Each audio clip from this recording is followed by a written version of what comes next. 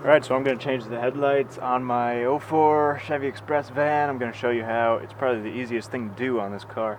I'm getting water buildup inside of the lights, and the reflective stuff is wearing off of the backing, so they're not really bright anymore.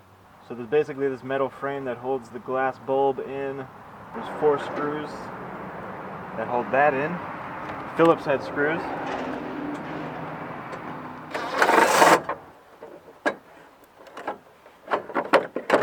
Take those off. Frame comes off. The bulb comes out.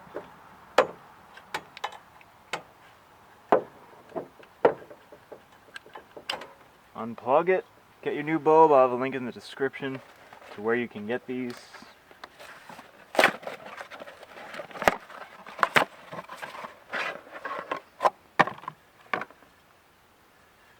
The other one had a plastic protective piece on here. Pull that off. Plug the bulb in. Set it in there.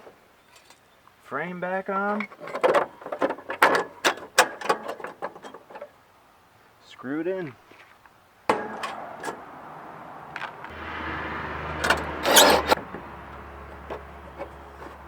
Make sure it's tight. Turn it on, test it out before you go driving around at night. Looks like it works.